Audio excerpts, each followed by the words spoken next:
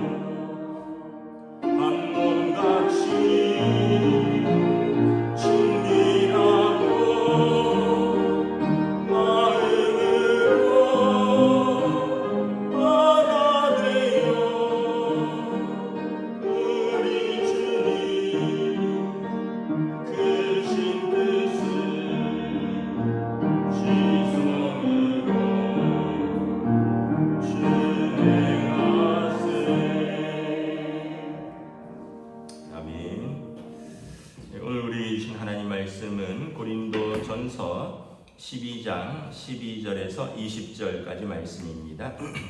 고린도전서 12장 12절에서 20절까지 말씀입니다.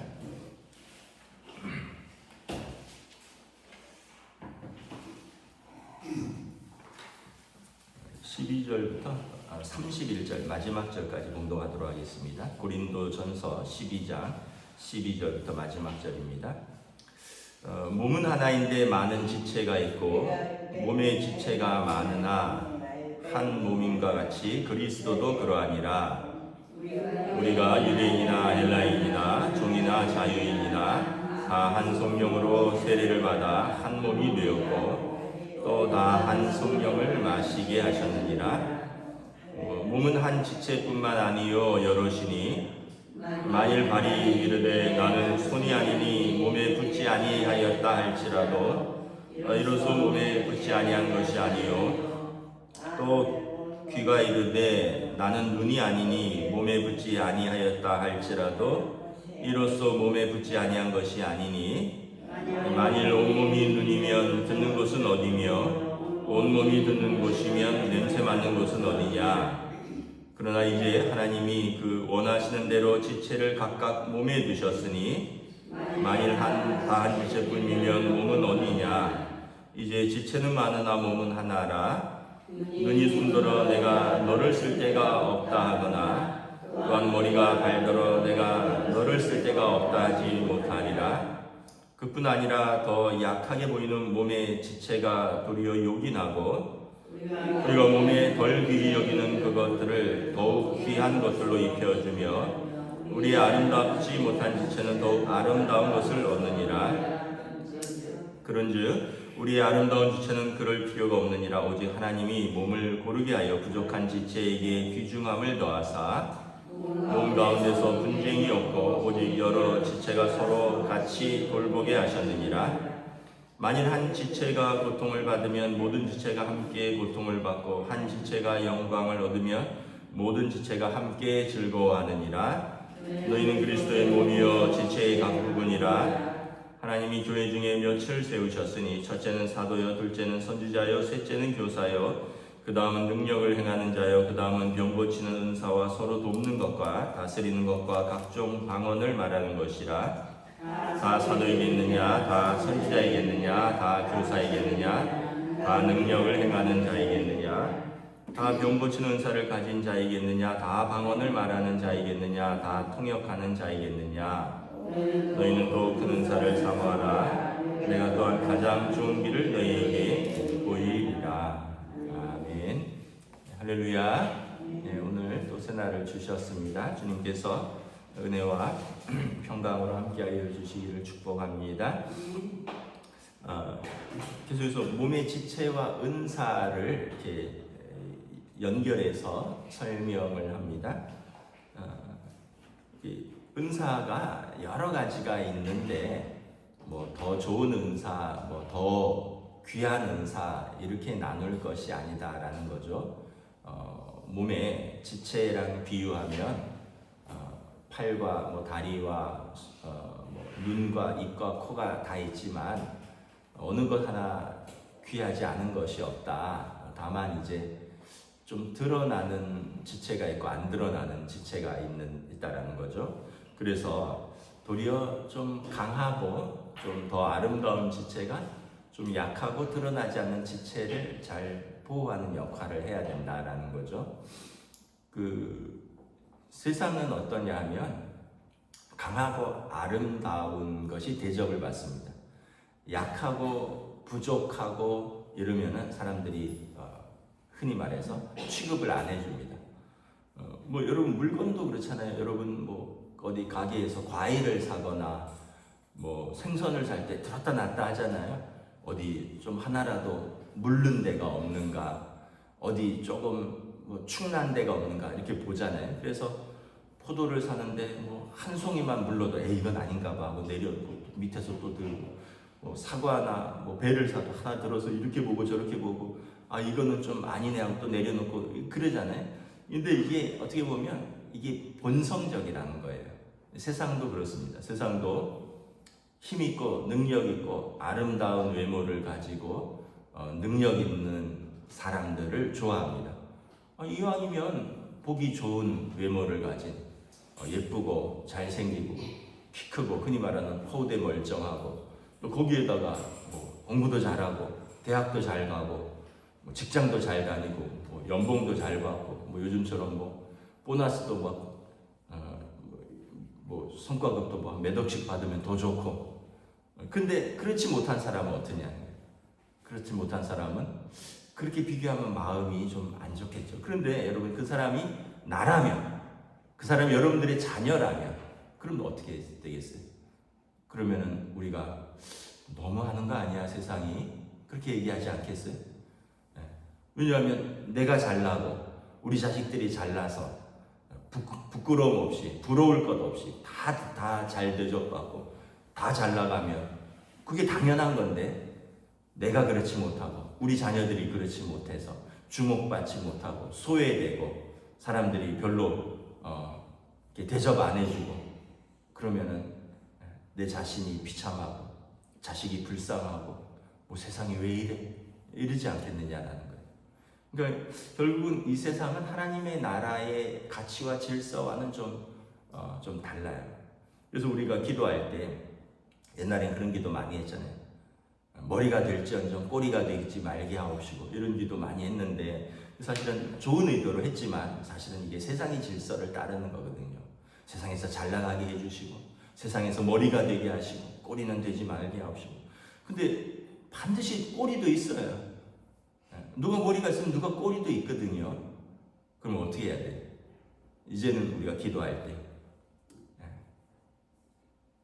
꼬리도 잘 보살필 수 있는 그런 넉넉한 마음과 시각을 가진 그런 사람들로 우리 자녀들이 자랄 수 있도록 도와주시고 혹시 꼬리가 된다 해도 낙심하지 아니하고 하나님을 붙들고 거기서 소명을 발견할 수 있도록 그런 자녀가 되게 하옵시고 그 기도를 우리가 좀 바꿔야 될 필요가 있어요. 왜냐하면 하나님 나라의 질서는 약한 자를 들어서 강한 자를 부끄럽게 하고 그리고 몸에 덜 귀한 것들을 더욱 귀한 것들이 보호하는 이게 하나님 나라의 질서거든요. 여러분 눈썹이 뭐 다 아시겠지만 젊었을 때는 아니 눈썹 별거 아닌 거라고 생각을 하잖아요. 근데 눈썹이 없으면 어떻게 땀이 그냥 흘러내리는 거죠. 그럼 눈을 뜰 수가 없어요. 눈썹이 있으니까 땀이 옆으로 싹 퍼지는 거죠.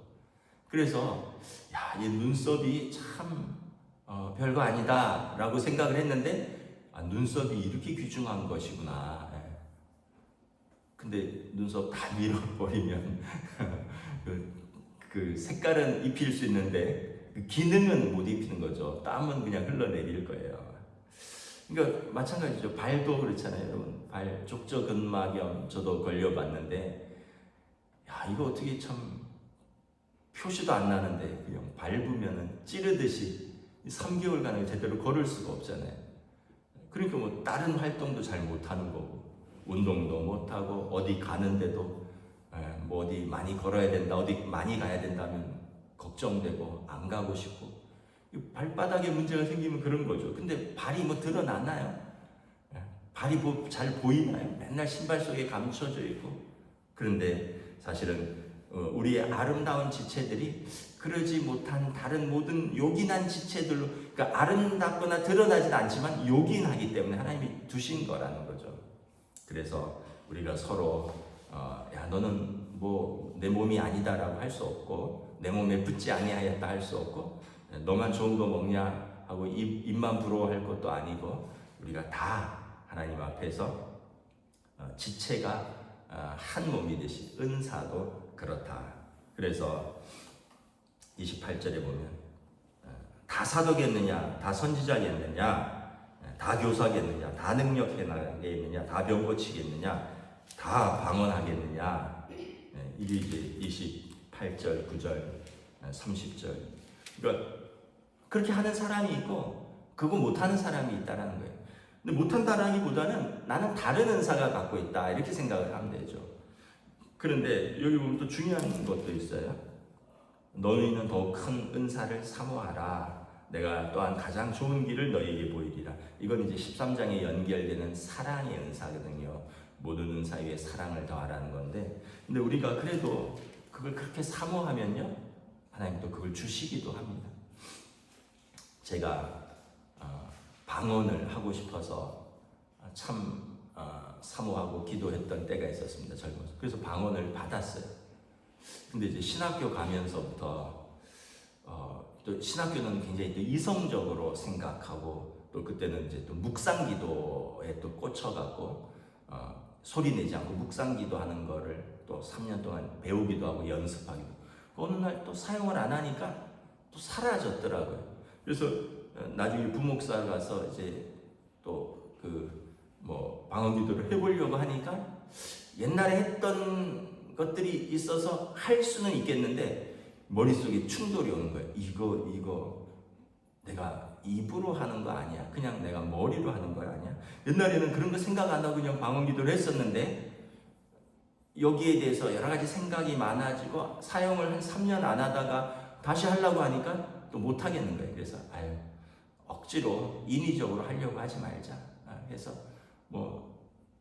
또 기도하다가 되면 되는 거고 내가 옛날에 했으니까 꼭 해야지 하고 옛날 걸 기억해서 하려고 그건 영으로 기도하는 게 아니잖아요. 기억해서 하는 거. 그래서 여러분 우리가 또 사모하면 주시기도 하고요.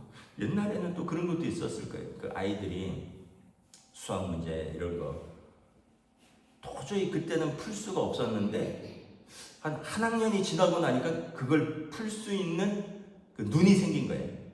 갑자기 깨달음이 얻은 거죠. 다른 기초들이 준비돼서 옛날에는 도저히 답을 보고 옛날에 저희 때 정석인가 그런 거 보고 공부했잖아요. 답을 보면 이거지. 근데 답을 보기 전에는 도저히 수수께끼처럼 생각이 안 나는 거죠. 근데 한참 공부하다 보면 어느 날 이게 보이는 순간이 있는 거죠. 저는 이제 예를 들면 은사도 그런 것이 있다고 생각해요. 옛날에는 말씀을 보면 까만 건 글자예요, 흰 거는 종이고, 그리고 이거 읽으면 잠이 쏙 오고, 누가 그러더라고요. 밤에 불면증이라 그럼 성경을 읽어. 성경을 바로 잠이 와. 그런데 어느 순간 이게 꿀송이보다 달다라는 말이 무엇인지 아는 때가 생겨요. 그리고 그건 왜 그래요? 사모하고 이제 더 좋아하고 그리고 더 많이 읽고 보는 시각이 달라진 거예요. 옛날에는 하나님 말씀 꿀송이보다 달다는데 이게 무슨 말인지 몰랐어요. 근데 어느 순간 그게 무슨 말인지 알게 되는 때가 와요. 성령께서 우리에게 은혜를 주신 거예요. 왜냐하면 우리가 사모하니까. 근데 사모함이 없으면 계속 흰 건 종이고 검은 건 글씨고 그런데 내가 하나님의 말씀을 붙들고 씨름을 하니까 어느 순간 하나님의 말씀은 좌우의 날선 검보다도 예리하여 혼과 영과 관절과 골수를 찔러 쪼개고 나누고 이게 무슨 말이구나 이걸 아는 거예요. 그러니까 이게 억지로 성경 공부하자, 억지로 큐티 묵상하자, 어떻게 억지로 큐티 좀 나누자 이렇게 해서 되는 게 아니라 자기가 거기에 대한 어떤 면에서 보면 깨달음이 있어야 돼요. 근데 그러려면 사모함이 있어야 돼요. 사모함은 지속적이어야 돼요. 한 번 사모해서 되는 게 아니에요. 한 번 마음이 잠깐 동해서 되는 게 아니에요. 사모함이 있고 그리고 그걸 연습해야 되는 거죠. 여러분 한 번 하고 잘할 수 있는 게 어디 있어요? 세계적인 테니스 선수도 매일 연습한대요. 매일 연습한대요. 제가 언젠가 한번 그 테니스 선수 그 인터뷰를 봤는데 남자 선수 세계 1위예요. 근데 공 3개를 갖고 이 저글링을 매일 20분인가 30분 한대요. 그 왜 하냐 그랬더니 코치가 하라고 해서 한대요. 여러분 세계 1위도 실력으로 세계 1위 20대 그러나 코치가 해라. 아마 공을 다루는 감각을 운동 시작하기 전에 익히는 거겠죠.